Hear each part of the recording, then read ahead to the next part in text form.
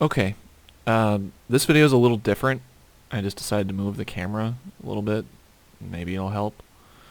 But anyway, I just wanted to say that it's tough to kind of figure out your place in the world and figure out where you are, figure out what you're doing. But doesn't mean it's impossible. Doesn't mean that it's worthless to try. Um, stuff comes up, stuff gets in the way, but the important thing is that you keep trying. And the reason I'm making this video is because I attempted to do meditation today, this morning, and I thought I was somewhat successful. And it's just like, and it's not something that I'm like trying to brag about, but I'm trying to say it's just a great experience. I mean, you wouldn't think it would be that great just thinking about it, because what is it? It's simply the detachment of all existence, of all that is, closing your eyes and tuning everything that is outside of your physical being out. Tuning all of that out to the highest degree possible.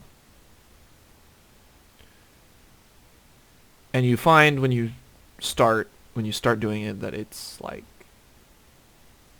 loud. It's really loud. Even if there's nothing outside or nothing it's distracting around you. Like your head is it's just really, really loud. It just continues and keeps going. But if you are able to just accept that, the loudness becomes quiet. And as the quiet gets louder, you find it's a little easier to breathe, a little easier to be, a little easier to just kind of sit still and enjoy. And it's a good thing to do that because we're all so connected in this physical world, on the internet, on our phones, with our jobs, that it's hard to think that there is something outside of that which we can feel and touch and know. But just because we feel, touch it, and know it, that makes it as real as is possible to understand. But meditation is that kind of leap of faith into the idea that the physical isn't all that there is, because you're getting away from the physical, because the physical realm exerts an influence on you.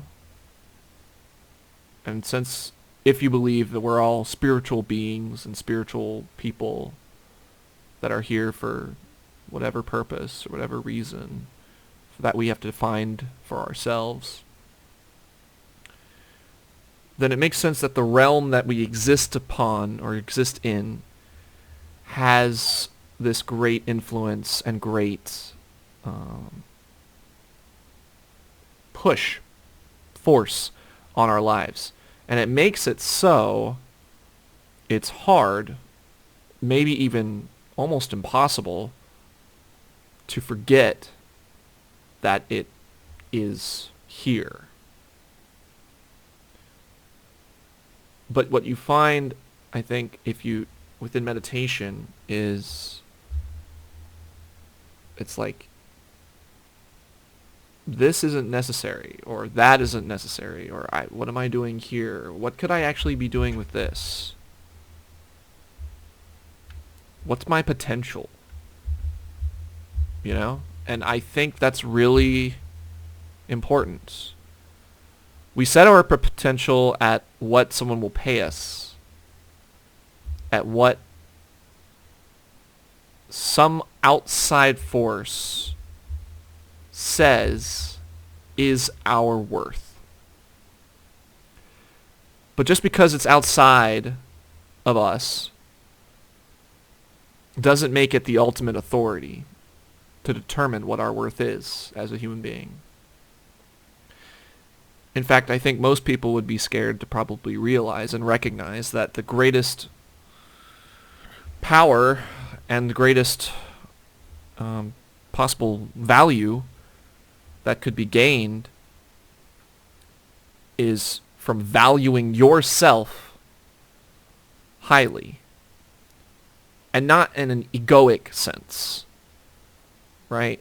Like, you can say, oh, I'm really good at everything, and I could do this, but not in that sense. You value yourself as you value your fellow human beings.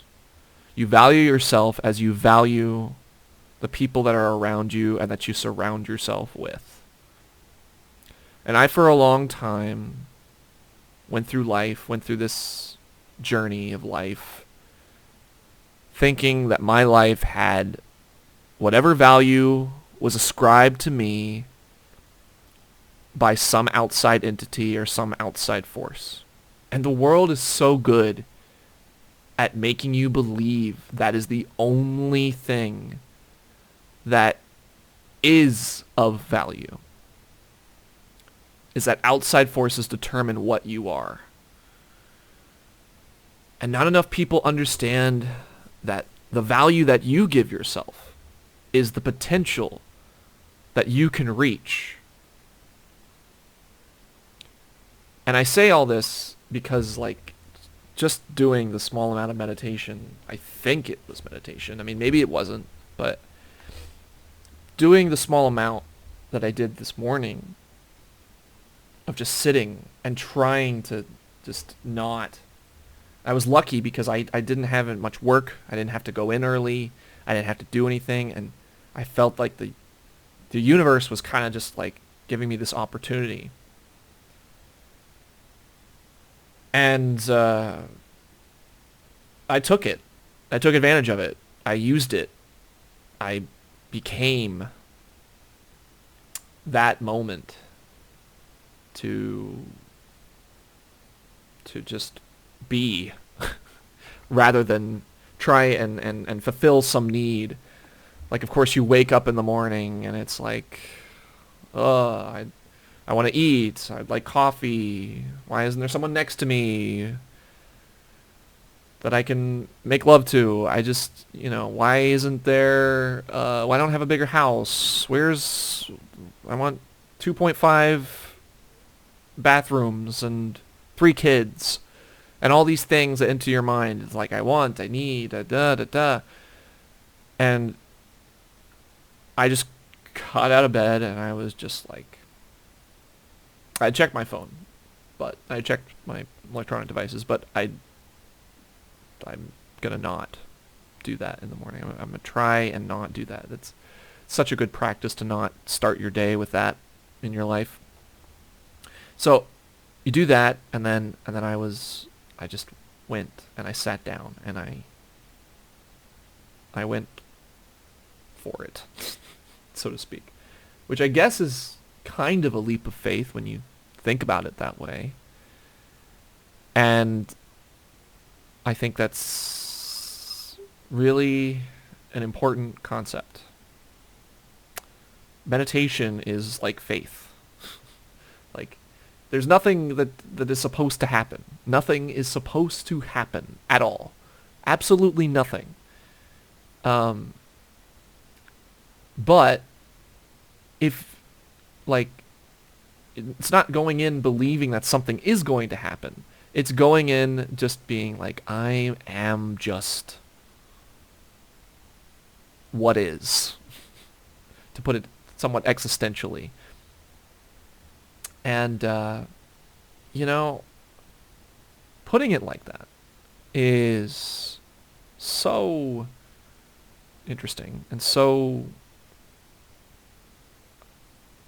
I don't know the words. I don't know the words exactly, but it it develops a sense within you that is like, do this. This is necessary. Do something. Not this lowest thing that you're just constantly thinking about on a daily basis trying to get through life. But it's kind of a calling again to the highest. And I don't know if that's, true or not, but prayer, meditation, whatever you may call it, is, I think it's more or less the practice of being as close to yourself and your desires that you wish the world to be in, but not going in with an intention, which prayer is going in with an intention, and meditation is receiving an intention. It's the Western idea. But both share the same commonality, that they are important and that they bring a peace to being, to existence, to life, to human beings. And I think that's valuable. I think if you go through life and you don't have either of those things in your life, and you've never taken the time of that kind of introspection, I think you're maybe really missing out. I think you're really missing out. No, you're not maybe really missing out. You're missing out. You're missing out on a great experience. To commune with the higher beings of the universe that exist. And they exist. You don't have to know.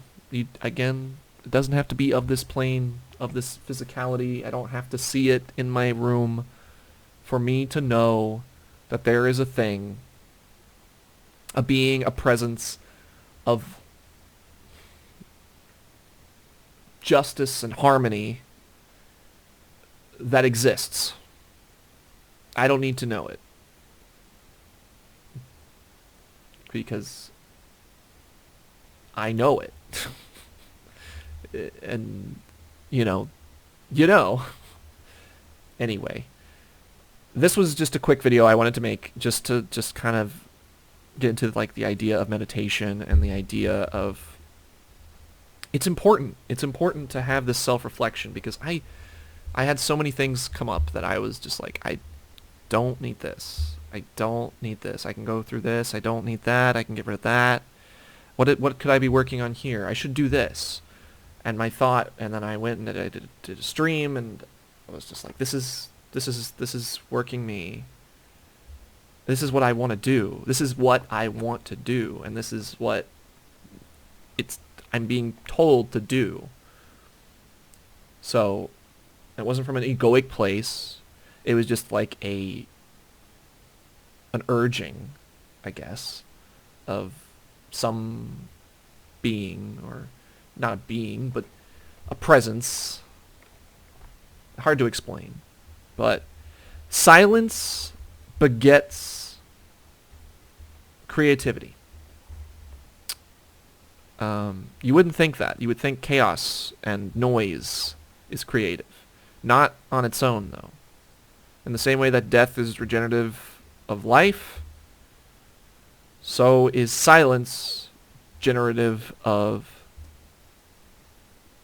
noise and creation and possibility.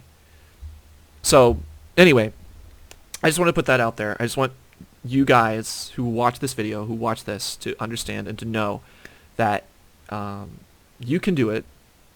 It may be difficult when you start, but it is possible. And I wish you all the best luck possible. in your journey to self-discovery, to self-ownership, because this world is not worth sacrificing yourself over. The world that we live in is not worth sacrificing. The world that you want to create, I can guarantee you, is a world that more of us want to live in. I can guarantee you it's a better world that more of us want to live in.